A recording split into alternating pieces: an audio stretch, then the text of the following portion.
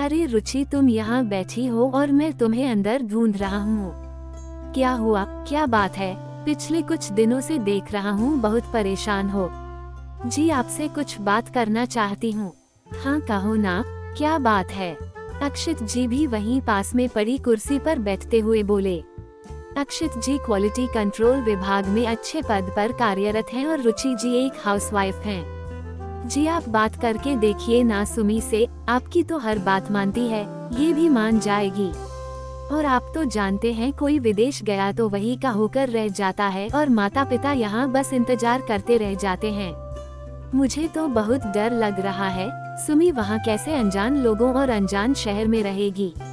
कौन उसकी देखभाल करेगा? कहीं कोई परेशानी हुई तो हम भी तो वहाँ नहीं पहुँच सकेंगे।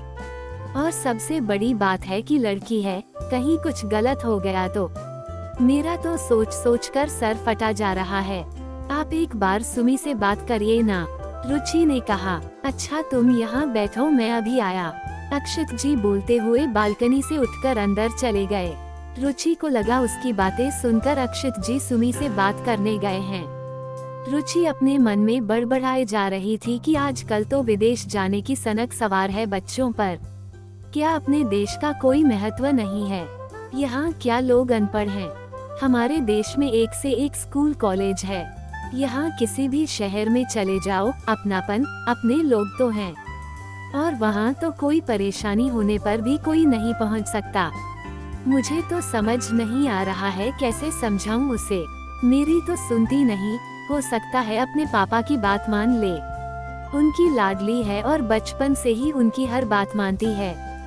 सुमी यानी समृद्धि, जो रुचि और अक्षित जी की बेटी है और पढ़ाई के लिए बोस्टन जाना चाहती है।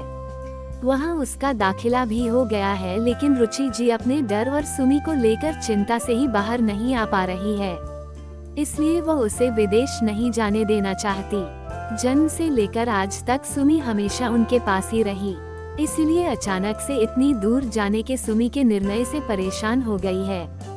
सुमी उनकी इकलौती संतान है, इसलिए इस बात की चिंता भी है कि उसके जाने के बाद वो अकेली हो जाएंगी। अक्षित जी तो अपने ऑफिस के कामों में व्यस्त रहते हैं। ये लो गर्मा गर्म जलेबी, समोसे और चाय। अक्षित जी ने कुर्सी पर बैठते हुए कहा, जो रुचि को इतना परेशान होते हुए देखकर चाय बना लाए थे। आप ये चाय बनाने गए थे? मुझे तो लगा आप सुमी से बात करने गए हैं।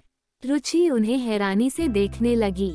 अरे मैं वॉक से लौट रहा था तो रास्ते में गर्मा गर्म जलेबी और समोसे दिख गए तो लेता आया। सोचा साथ में बैठकर आराम से गर्मा गर्म चाय के साथ आनंद लिया जाए। अक्षित जी मुस्कुराते हुए बोले, आपको ये जलेबी, समोसे और चाय की पड़ी है। यहाँ बेटी की चिंता में जान निकली जा रही है। रुचि जी गुस्से से बोली, तुम तो बेवजह परेशान हो रही हो। सुमी अब कोई छोटी बच्ची नहीं है जिसके पीछे पीछे हम घूमते रहेंगे। और कितनों को ऐसा मौका मिलता है जैसा सुमी को मिल रहा है। तुम्हें तो अपनी बेटी पर गर्व होना चाहिए, उसे आगे बढ़ने के लिए और हिम्मत देनी चाहिए। और तुम हो कि ये रोना धोना लेकर बैठी हो। आप तो कुछ समझते ही नहीं। रुचि ने रोते हुए कहा, ऐसी कोई बात नहीं है रुचि, मैं तुम्हारी हालत समझ सकता हूँ और मुझे भी सुमी की उतनी ही चिंता है जितनी तुम्हें। लेकिन मैं उसे बांध कर नहीं रखना चाहता कि कल हमारी सुमी यह कहे कि माँ पापा आप लोगों की वजह से मेरे जीवन का सबसे बड़ा मौका मेरे हाथों से चला गया। और जीवन भर हमें भी इस बात का अफसोस रहेगा कि शायद हमने अपनी बेटी के सुनहरे अवसर को छीन लिया। अक्षित जी रुचि को समझाने की कोशिश कर रहे थे, लेकिन रुचि कुछ सुनने और समझने को तैयार नहीं थी।